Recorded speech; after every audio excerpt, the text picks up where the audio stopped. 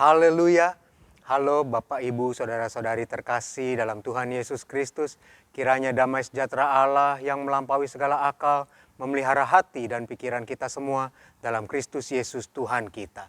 Saya menyapa Bapak Ibu Saudara-saudari pada pagi hari yang baik ini.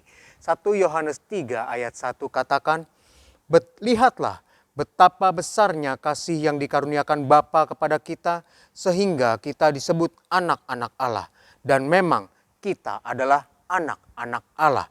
Markus 6 ayat 1 sampai yang ke-6. Kemudian Yesus berangkat dari situ dan tiba di tempat asalnya, sedang murid-muridnya mengikuti dia. Pada hari Sabat, ia mulai mengajar di rumah ibadat dan jemaat yang besar takjub ketika mendengar dia dan mereka berkata, "Dari mana diperolehnya semuanya itu? Hikmat apa pulakah yang diberikan kepadanya? Dan mujizat-mujizat yang demikian bagaimanakah dapat diadakan oleh tangannya? Bukankah ia ini tukang kayu, anak Maria, saudara Yakobus, Yoses, Yudas, dan Simon? Dan bukankah saudara-saudaranya yang perempuan ada bersama kita?" Lalu mereka kecewa dan menolak dia. Maka Yesus berkata kepada mereka, "Seorang nabi dihormati di mana-mana kecuali di tempat asalnya sendiri, di antara kaum keluarganya dan di rumahnya. Ia tidak dapat mengadakan satu mujizat pun di sana, kecuali menyembuhkan beberapa orang sakit dan meletakkan tangannya atas mereka." Ia merasa heran atas ketidakpercayaan mereka. Sampai hari ini kita sudah belajar bahwa Tuhan menyatakan keberadaannya kepada kita. Dan dia menyatakan keberadaannya kepada kita melalui pengalaman pribadi para rasul. Tetapi Tuhan tidak mau pengalaman pribadi itu hanya dialami oleh para rasul. Untuk mengenal dia dengan benar, dia mau kita pun mengalami pengalaman-pengalaman pribadi dengannya.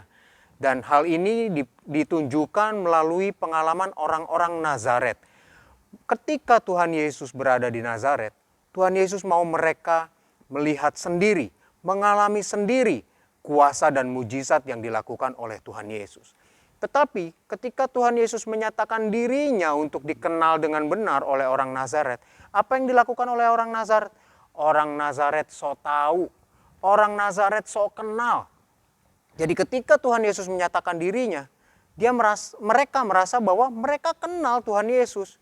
Loh, kan Tuhan Yesus anak tukang kayu, saudara-saudaranya perempuan berada bersama kita. Dia bisa apa? Bagaimana dia bisa melakukan ini, melakukan itu? Karena dia hanya seorang anak tukang kayu. Nah inilah Bapak Ibu Saudara-saudari, sok tahu dan sok kenal menghalangi pengenalan yang benar tentang Tuhan.